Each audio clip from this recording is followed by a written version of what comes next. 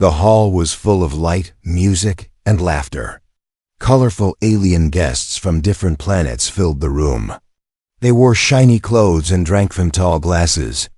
It was a celebration one thrown by Baron Vior, the powerful ruler of the outer territories. In the middle of the grand hall stood Eric, a human soldier. He was not smiling. He didn't belong to this world of pride and power. Just a week ago, he had saved Baron Vihor's army from a deadly trap by a rival alien clan. Everyone said Eric was a hero. He didn't care about the titles or the praise. He only wanted peace. Baron Vihor stood up with a loud laugh, raising his glass. "To the human who saved my people," he roared. "Let us give him a gift, something special." All eyes turned toward a large cage in the corner. It was covered with a black cloth. The room fell silent. Baron walked over to the cage and yanked the cloth away. Inside sat a young alien woman. She was silent. Her skin was pale. Her eyes glowed faintly, but her body didn't move. Not even a twitch. Her hands rested lifeless on her lap. Her legs looked thin, almost unused. Baron laughed loudly again. "This is my daughter Arvella," he said mockingly. "She is paralyzed, useless, a broken thing. But for you, human, she will make a fine pet."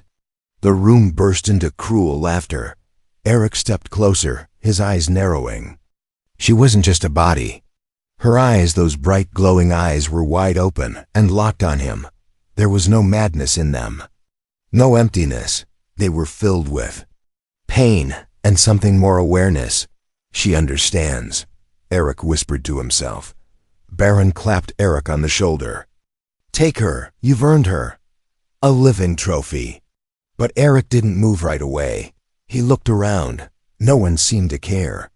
No one saw the girl inside the broken body. They all just saw a joke. Eric bent down to meet her eyes. "Can you hear me?" he asked softly. Her eyes blinked once, then again. A tear rolled slowly down her cheek. Eric stood up. "I'll take her." "Wonderful," Baron cheered. "Let the human enjoy his new toy." Later that night, Eric carried Arvella into his small living quarters. The cage had been left behind. He refused to take it. He made a bed for her and carefully laid her down. She was light, too light, like someone who hadn't eaten properly in a long time. Her body was stiff, unmoving. But her eyes followed him wherever he went.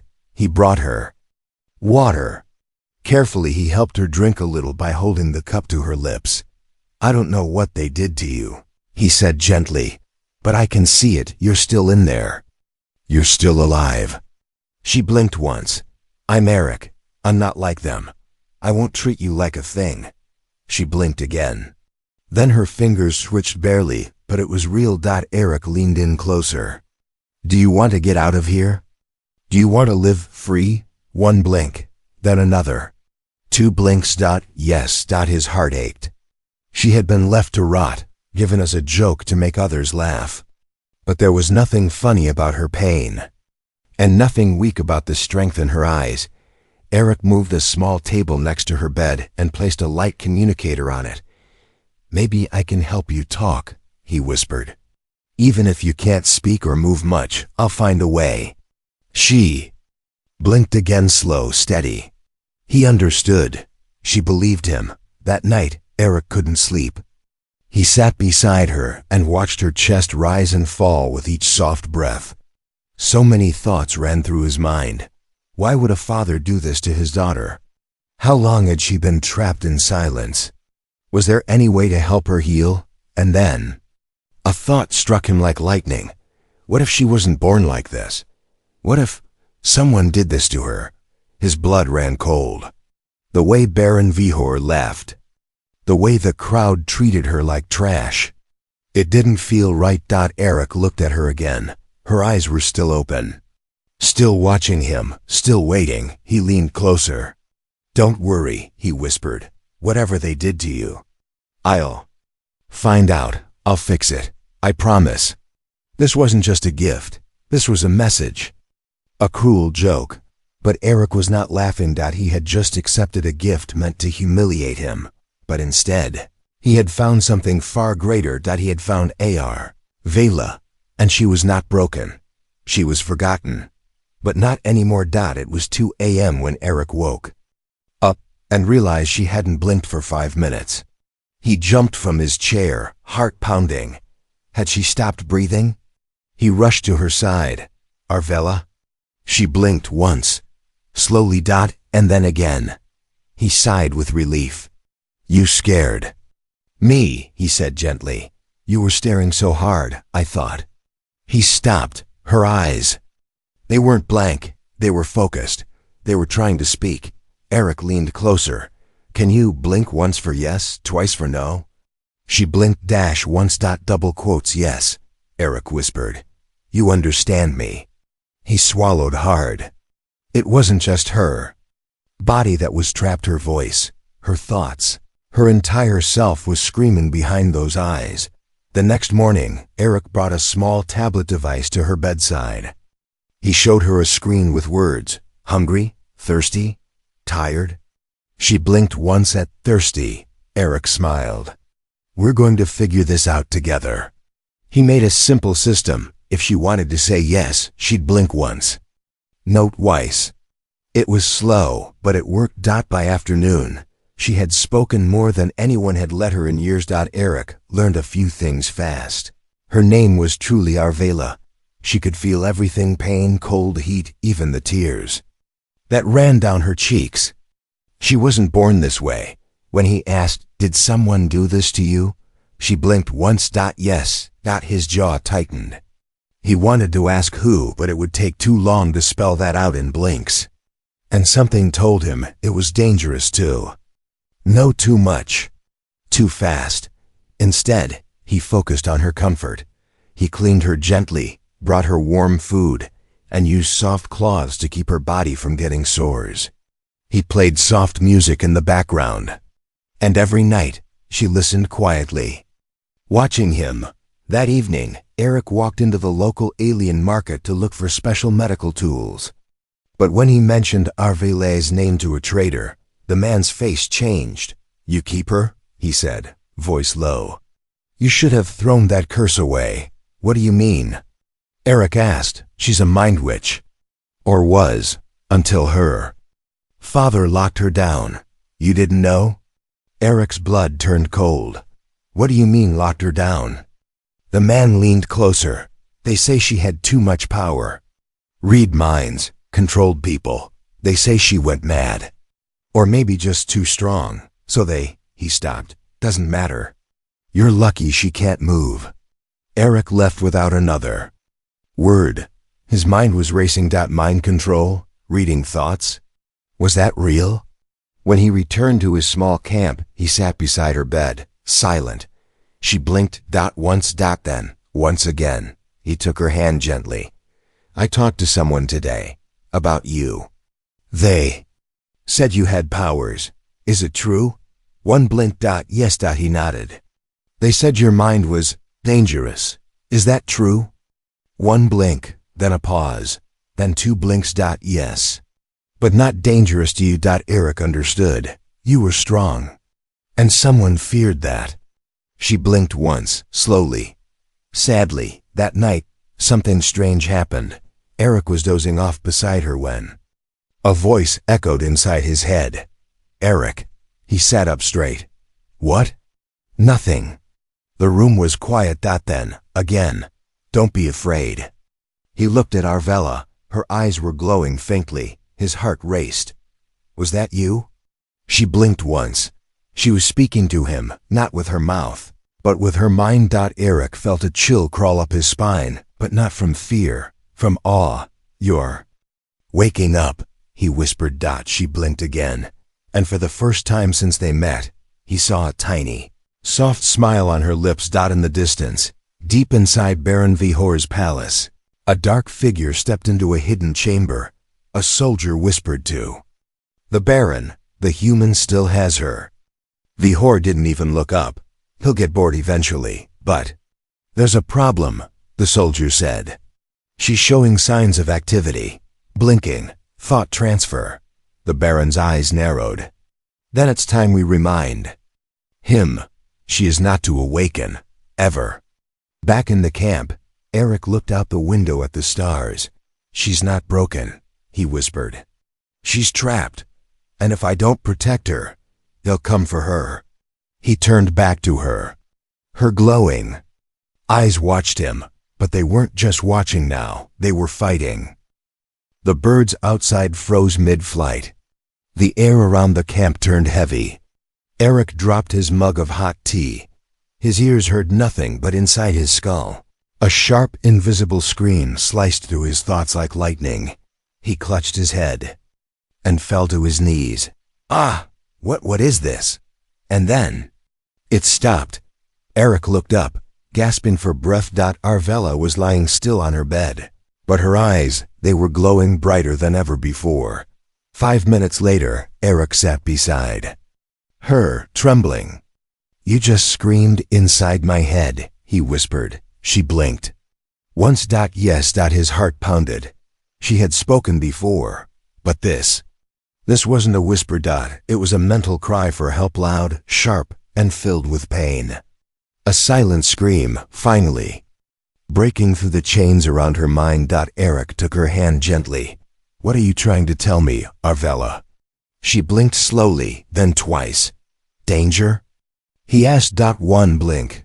Yes. Eric spent the rest of the day building a basic blinking board using old tech parts and a screen. He created letters and simple words she could blink at. Slow, but better than before. After hours of blinking and waiting, she spelled something chilling. They are watching.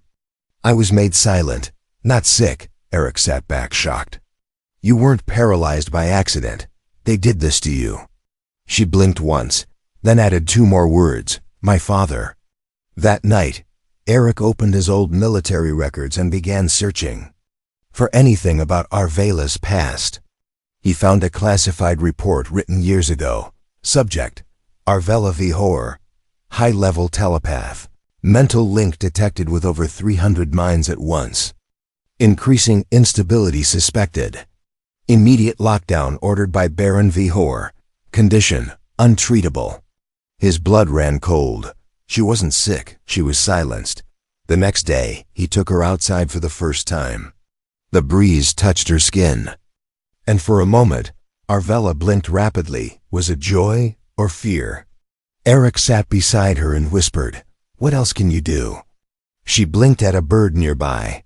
The bird stopped moving, then turned its head slowly to stare at her. Eric's jaw dropped. She was controlling it with just her thoughts. Then suddenly, crack, the bird dropped. A sharp pulse hit Eric's head again. A second silent scream, but this one wasn't from her. He looked up and saw 3 strangers approaching from the trees. Dark armor, no faces showing. Eric of Earth? One of them called out. Eric stood, alert. Who's asking? The man raised his hand. We've been sent by Baron Vihor. We've come to collect his daughter, for proper care. Eric stepped in front of Arvella. She's not going anywhere. You don't understand, the alien hissed. She's dangerous, a weapon. She doesn't belong in weak hands like yours. Eric's voice was cold. She's not a weapon. She's a person. And you're not taking her. Then the air twisted. One of the armored aliens pulled a weapon. Too fast. Eric ducked, but it was too late. The shot fired aimed right at Arvella, but before it hit her, the air exploded. The alien flew back. Like a rag doll, smashing into a tree. Eric turned to Arvella. Her eyes were glowing like fire. She was staring at the attacker. And the attacker was shaking, screaming. His voice was broken. Get her out of my head, get her out. He collapsed. Eric pulled Arvella back into the tent. She had just defended them both with her mind, but her body was trembling now, pale and weak. He knelt beside her. You used too much strength, didn't you? She blinked. Once. Eric held her hand. You saved me, again. Far away, in Baron Vihor's private chamber, a massive screen showed the video feed of the failed mission. She's stronger than before, said a hooded alien. Baron Vihor stared at the screen, silent. She's waking up. Vihor finally spoke. Then we must act faster. What do you wish to do? The Baron's eyes turned cold. Send the hunters. If she rises fully, she'd destroy us all. That night, Eric sat beside her, holding her hand. You're getting stronger, Arvella. They're scared of you, but I'm not. Her glowing eyes stared into his. Eric leaned closer. We're not running anymore. You deserve freedom. And I'll fight for it. Her lips twitched, almost forming a smile. And her eyes whispered one silent word. Together. It began with a flicker, just a twitch, a single finger. Barely a movement. But Eric saw it. He froze, staring at her hand. Arvella? Her finger twitched again, then slowly. It curled. Not by accident. She moved. Eric dropped everything and ran to her side. You did it, he whispered. You really did it. Arvella's eyes were wide, full of surprise, full of fear, and full of hope. She blinked once, slowly. Yes, for the first time in years, something inside her broken body had listened to her mind. It was small, but it was real. A spark of life. Eric's hands trembled with excitement. You're waking up. He quickly scanned her vitals and adjusted the neural pads he had attached to her limbs earlier. The readings were weak but alive. He smiled. You're not just a telepath. You're healing. But Arvella blinked twice. No. He frowned. Then, what is it? It took time, blinking letter by letter. But soon, she answered. My mind is healing, not my body, yet. Eric nodded slowly. Her powers were returning first. Her physical body was still trapped, but the fire in her mind was growing. Then came another line. It's the bond with you. Eric sat back, stunned. The bond? She blinked once. Yes. She was stronger when near him. His presence. His trust. It was like medicine to her soul. Later that evening, Eric set up a mirror so she could see herself for the first time. Her eyes widened at her reflection. Her body was thinner than before, pale. Her lips had no color. Her hair, once long, was trimmed short by the healers who had long given up on her, but still she was alive. Tears slid down her cheeks. Eric reached out and gently wiped them away. You are not weak, he said softly. You are still here. That means something. She blinked, then blinked again, faster than before. Emotion. Power. She was building something inside. And then he felt it. Like a warm wind across his skin. It wasn't physical, but it was real. Her mind had brushed against his. Not a scream, not a cry. This time, it was soft, gentle, clear. Thank you. Eric stepped out that night to get some fresh air. Stars above him glittered like cold sparks. He took a deep breath, but something didn't feel right. The forest around him was too quiet. No insects. No wind. No sound. Then he heard it, leaves crunching behind him. He turned fast. A tall figure stood in the shadows. A hood, a long coat, and glowing red eyes. Who are you? Eric asked, stepping back. The voice that replied was low, cold, and full of poison. I am the reminder. You were warned, human. Eric drew his weapon. The figure didn't flinch. Give up the girl before she remembers who she is. What do you mean? Eric demanded, but the figure was already gone. Vanished like smoke. Eric ran back to Arvella. She was safe. But her eyes were glowing again. I heard it, she said directly into his mind. No blinking, no delay. A full sentence. Eric's eyes widened. You just spoke, in my head. She blinked once. Then added mentally, I can speak to you now. Only you. Eric sat beside her, overwhelmed. Why me? The answer came in 2 words. You listened. Eric spent the next few days working harder. He made her a mechanical support brace, an exosleeve to wrap around her arm. Maybe with She could move more.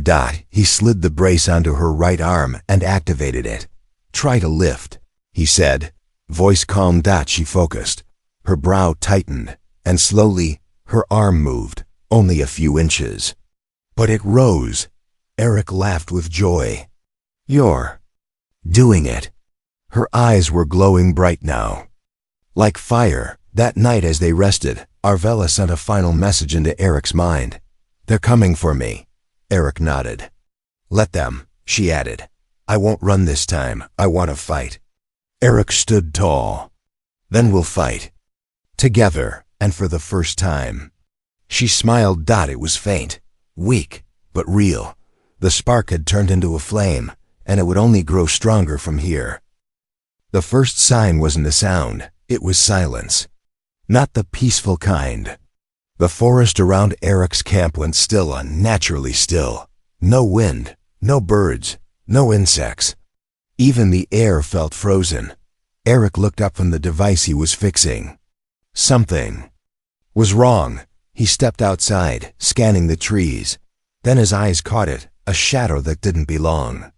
It moved against the windless trees, too fast. Too smooth. And then a flash of red eyes. Inside the tent, Arvella's eyes flew open. Wide. She whispered into Eric's mind. They're here. Eric ran to her and quickly activated the emergency shield around her bed. Stay inside this, he ordered. They're not taking you, I swear. She blinked once. But her eyes were full of fear. Not for herself. For him. Suddenly, a voice echoed outside the tent. It was low, sharp, and full of poison. Human, surrender the girl, or this forest becomes your grave. Eric stepped out, rifle raised. 3 armored figures stood in a line. Tall, covered head to toe in matte black battlesuits, no faces. Number. Names, only the Baron's sigil on their shoulders. Eric growled. So, Baron Vihor finally sent his dogs. One of them raised a hand. A small device floated in the air, projecting a message. Class 7 mind hazard, dangerous to all. Immediate. Extraction ordered. No resistance tolerated. Eric didn't back down. She's not a hazard, she's a person, and she's under my protection. They didn't answer. Instead they opened fire. Blinding blue bolts zipped through the air. Eric ducked, rolled, and fired back. His shots hit one of the hunters, but their armor was too strong. He knew he couldn't win this with weapons alone. Inside the shield, Arvella trembled.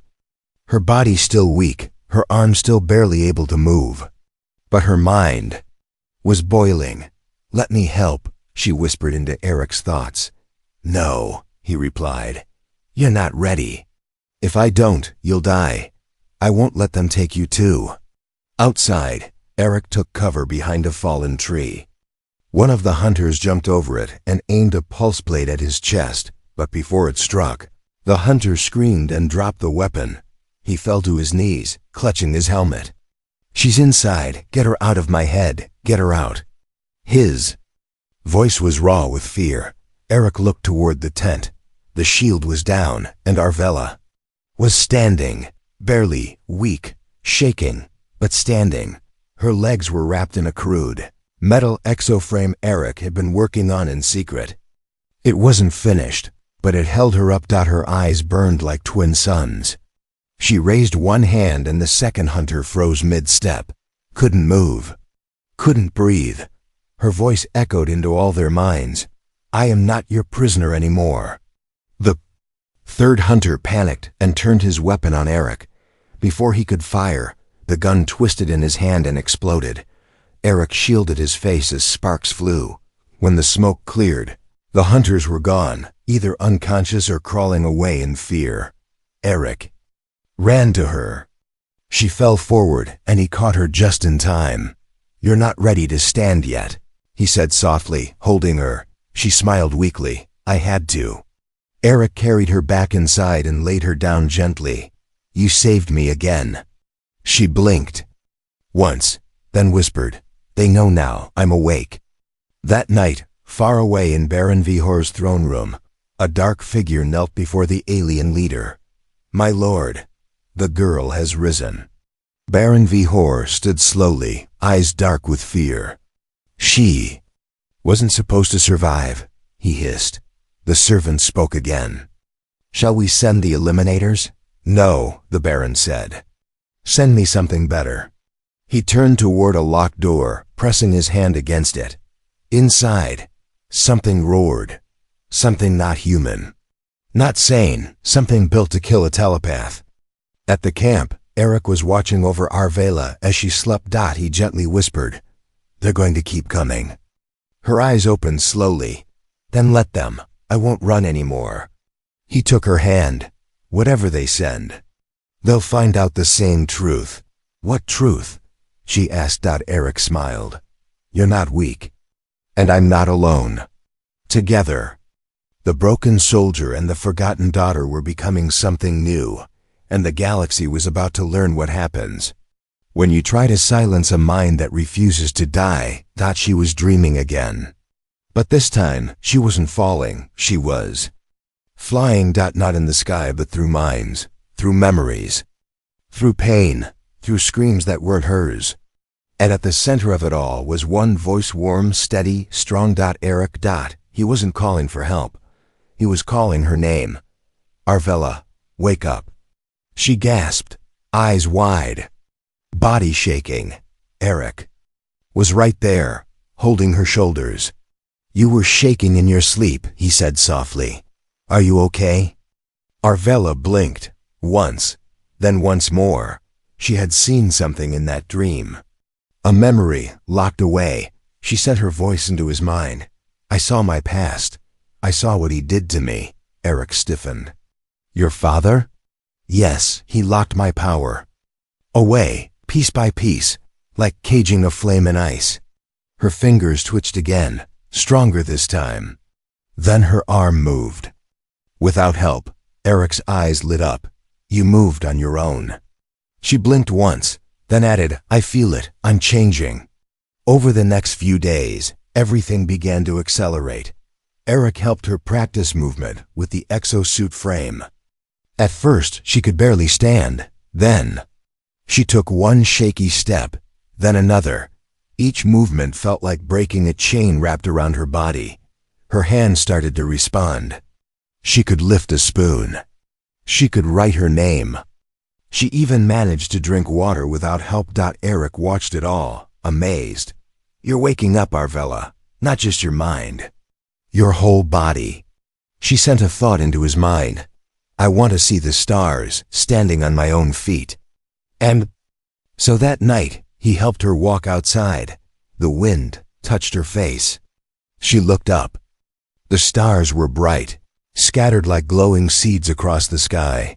Tears rolled down her cheeks, not from pain, but from freedom. Back inside, Eric helped her sit near the communicator screen. He showed her the latest scans. "Your neural activity is off the charts," he said. "It's like your brain is waking up faster than your body can keep up." She nodded. Then, slowly, carefully, she spoke. With her real voice, soft, raspy, but real. "Eric." He froze, his heart stopped. "You said my name," he whispered. She nodded weakly. "More coming."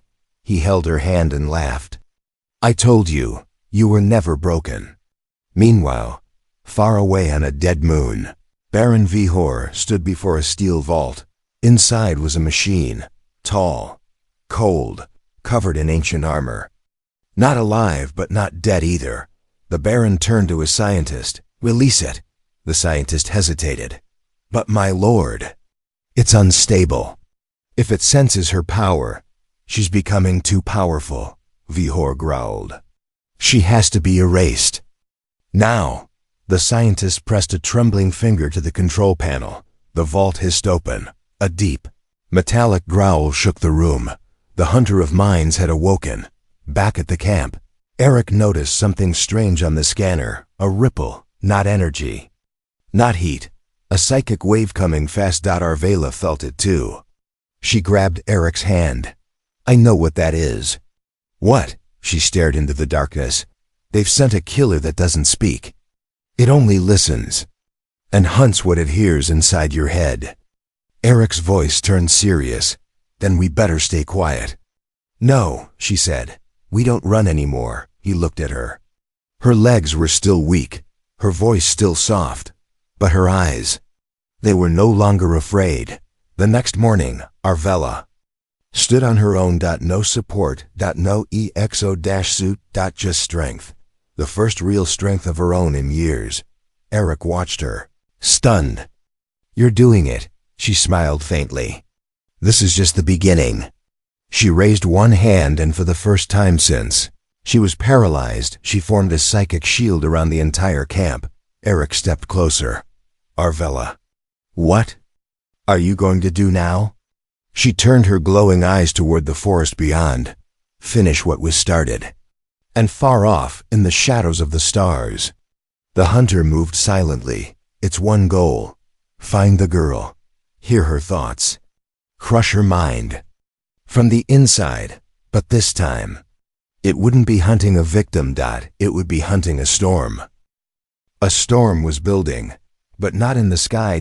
It was forming in her mind. Arvella stood alone, eyes closed, breathing slowly. The ground beneath her boots shook gently with every heartbeat. Her heartbeat. She was standing, without help. After all these years, she had returned to her feet, and the universe was about to feel it. Across the forest, the sky turned dark. Clouds didn't move, yet shadows spread fast. Then came the sound, low, metallic, unnatural. Thump, thump, trees split. Rocks cracked.